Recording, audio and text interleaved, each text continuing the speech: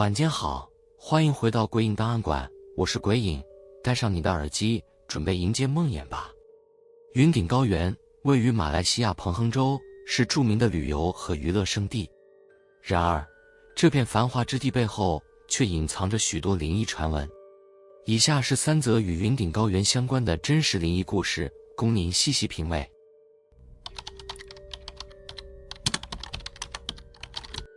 那是一个浓雾笼罩的夜晚，云顶高原的山路蜿蜒曲折，四周树影幢幢，仿佛一切都笼罩在一层神秘的面纱之下。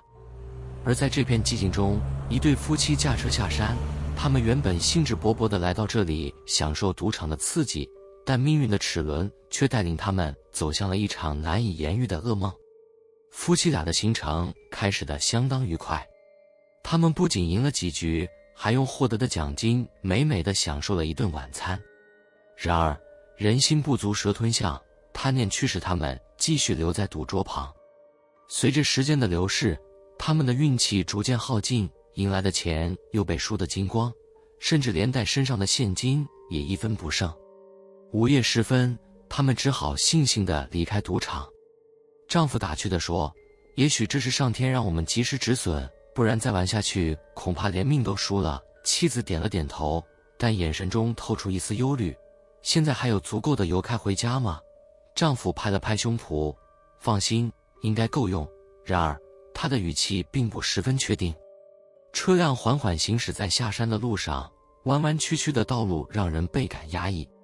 四周的雾气越来越浓，车灯照出去的光像是被无尽的黑暗吞噬，只能隐约看到前方几米的范围。这雾可真大，妻子说，声音有些发颤。我们真的走对路了吗？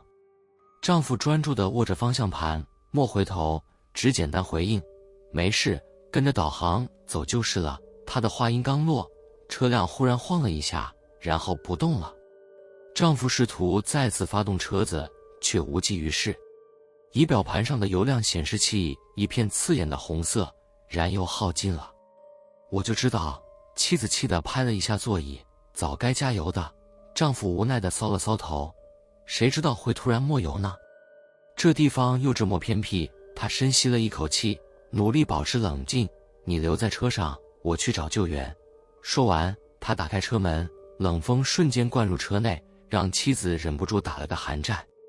等一下，她拉住丈夫的手，不要走太远，万一出了什么事。丈夫拍拍她的手背，试图安抚她的情绪。放心吧，我很快就回来。车门一定要锁好，别让陌生人靠近。说完，他头也不回地走进雾气之中，身影迅速被吞没。车内只剩下妻子一人。外头的雾气逐渐增厚，车窗上凝结了点点水珠。他试着将座椅放平，想小憩片刻，但心里的不安却如针刺般让他无法放松。突然，一阵轻微的敲击声从车顶传来，咚咚咚，节奏缓慢而有力。他瞬间睁开眼睛，冷汗顺着额头流下。他告诉自己那只是树枝掉落，或者是某种小动物，但内心的恐惧却让他无法忽视那声音的异常。他拿出手机想打电话给丈夫，却发现手机完全没有信号。无助的他只能瑟缩在座位上，努力让自己不要去想那些可怕的可能性。过了一会儿，声音停了。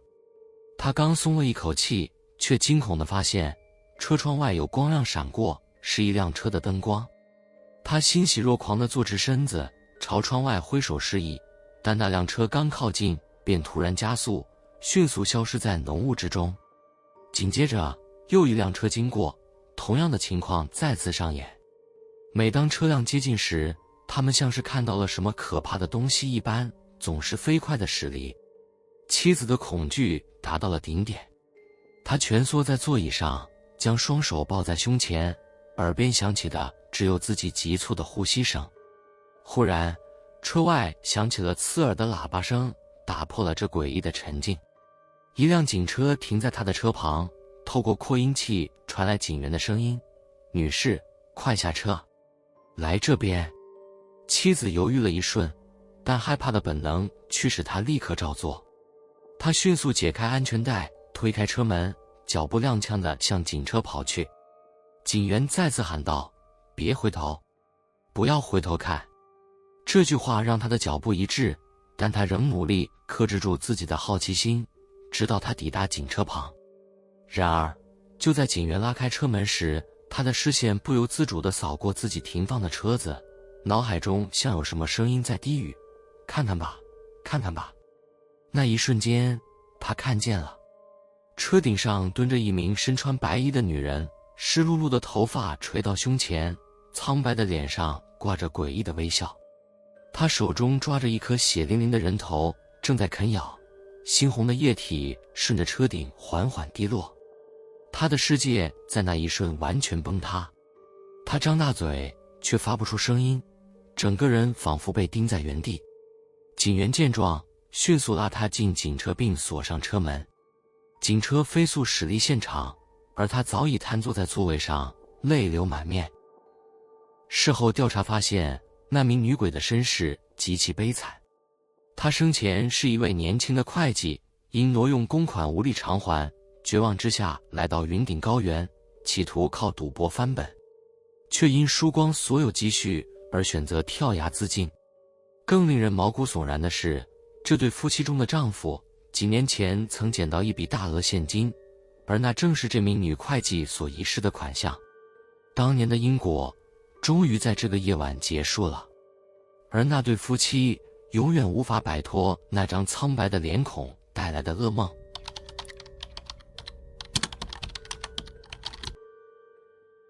那是一家位于云顶高原的酒店，建筑外观并不算特别，但因靠近赌场和繁华的旅游景点，吸引了不少游客入住。然而，这家酒店内部却流传着一段鲜为人知的恐怖传闻，至今仍让人不寒而栗。故事的开端始于酒店尚未正式营业的时候。当时有人注意到，酒店的一层楼几乎所有房间都亮着灯，但很少有人出入。偶尔看到的也只是几名看起来年轻的孕妇，她们个个大腹便便，行动缓慢。除了房间内的声音和偶尔的身影外，那层楼显得格外安静，仿佛藏着什么不可告人的秘密。这些孕妇并不是普通的旅客，她们被安排集中入住，所有生活所需由一名中年男子专门负责。这名男子神色阴沉，几乎不与人交流，甚至连酒店的其他工作人员都不清楚他的来历。几个月后，令人毛骨悚然的事情发生了。有人发现，那些孕妇在预产期过后，突然一个接一个的消失了，似乎从未存在过。更令人费解的是，她们每个人离开时，腹部都已平坦，好像从未怀孕。而她们所住过的房间被清理后，很快挂上了一串风铃。这些风铃形状奇特，颜色鲜艳，随着风轻轻摇晃，发出一种低沉却令人不安的声音。后来，有员工偷听到一个可怕的说法，那些孕妇生下的孩子被用来施行某种古老的巫术，灵魂被封存在风铃里，成为被人操控的小鬼。这些小鬼的目的是吸引住客的注意力，影响他们的情绪，让他们前往赌场挥霍金钱。对于当地信奉这类巫术的人来说，这不过是个心照不宣的秘密，甚至有人将其视为财运的象征。酒店正式营业后，这些奇特的风铃开始引起一些住客的注意。一位年轻的男住客在入住某个风铃房后，接连几晚都听见低语声。他以为是隔壁房的声音，但隔壁的房间根本没人入住。他还在半夜看见风铃似乎自己在摇晃，即使房间里没有一丝风。起初，年轻男子只是感到有些不安，但也莫多想。然而，某天深夜，他做了一个极其真实的梦。梦里，他听到有小孩在耳边轻轻呼喊，声音带着一种奇异的吸引力，在催促他出门。他迷迷糊糊地起身，循着声音来到酒店大厅，最终进入了赌场。他赌了一夜，居然赢了不少钱。第二天早晨，男子醒来后发现，梦里的场景居然真的发生了。口袋里多了一叠现金，让他觉得不可思议。他认为自己运气爆棚，对对房间的异象不再感到害怕，反而开始依赖这股力量。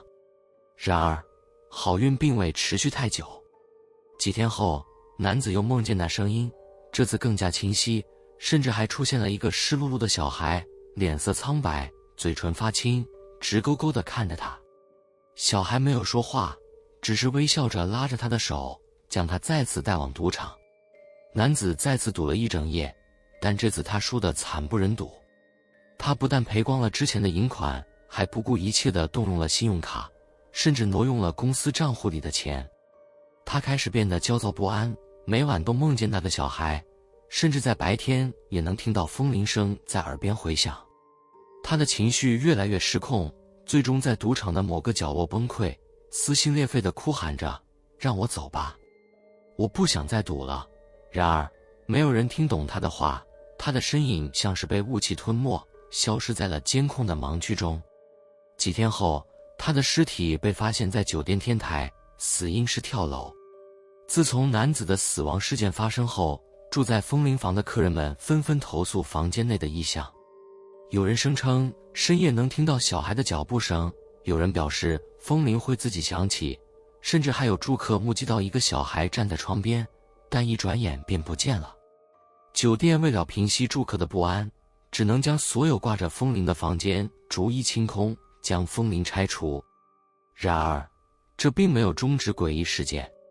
有清洁工人在清理房间时，声称看见浴室的镜子上出现手印，大小与幼童的手掌相符，清洁后隔天却又重新出现。传闻最终传到了酒店高层的耳中。为了挽回声誉，酒店高层请了一位道士来进行驱邪仪式。道士仔细查看那些风铃，神情凝重，最终直言，这些风铃里封着无辜孩童的灵魂，怨气太重，无法轻易化解。道士建议酒店将风铃收起并妥善安置，尽量不要破坏，否则会招来更大的灾祸。酒店高层虽然表面答应，但心里忐忑不安，最后只是将风铃藏在地下室的一个仓库中，再也不敢拿出来。多年过去，这家酒店的灵异传闻依旧在坊间流传。有些人认为那些风铃房的力量仍然存在，只是被压制了。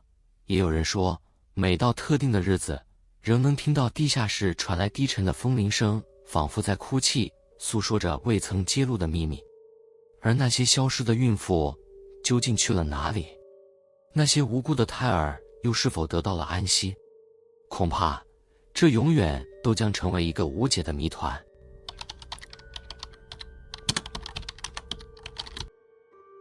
云顶高原的赌场向来灯火通明，喧闹声不绝于耳，无论白天黑夜，这里仿佛是一个从不入睡的世界。然而，这样的繁华之下，却隐藏着不为人知的阴影。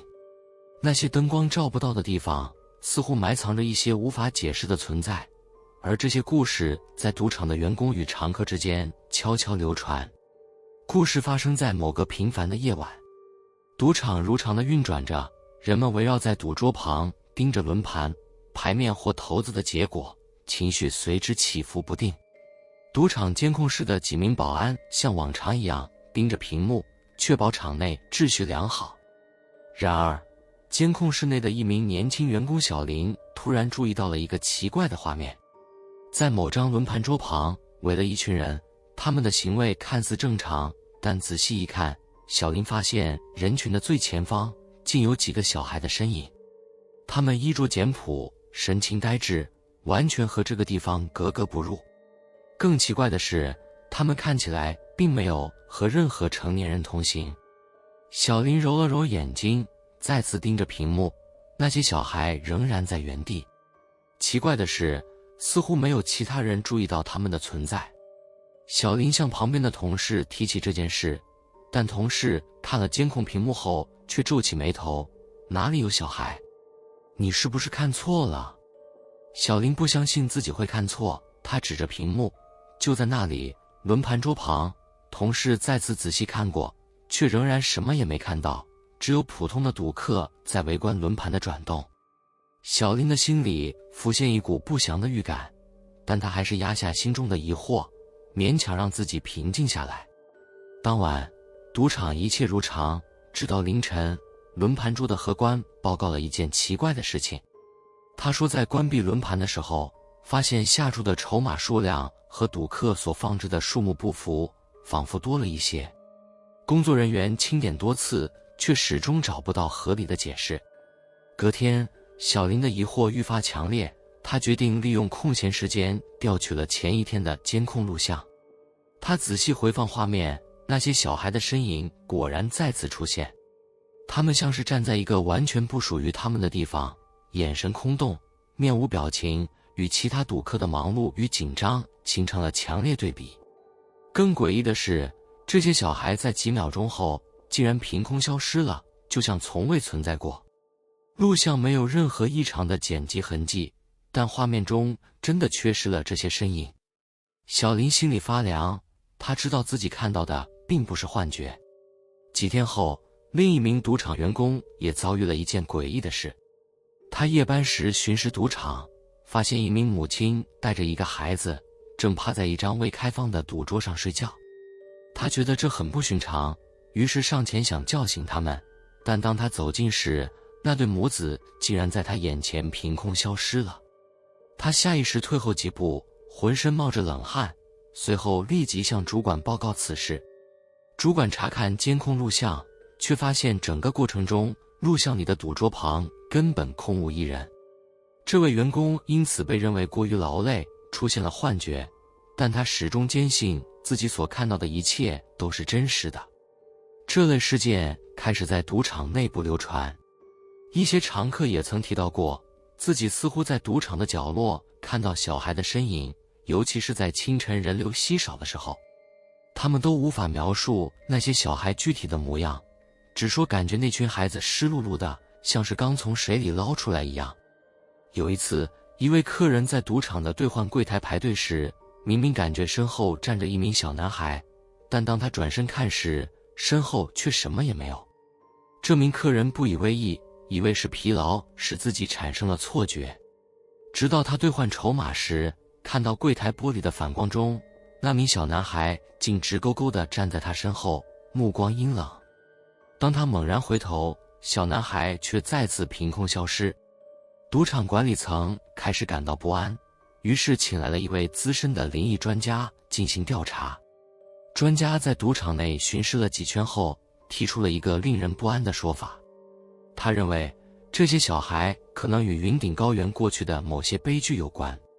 据说在云顶高原的建设过程中，有一群义工因某次意外坠入山间的水库，当场丧命，其中甚至包括一些携家带口来此的工人家庭。那些小孩或许是因此枉死的灵魂，他们徘徊于此，无法离去。灵异专家建议赌场管理层举行法事，为那些无辜的亡灵超度，但赌场高层考量到此举可能引起公众的关注，最终只是象征性的在赌场的后门放置了一尊佛像，祈求灵魂得以安息。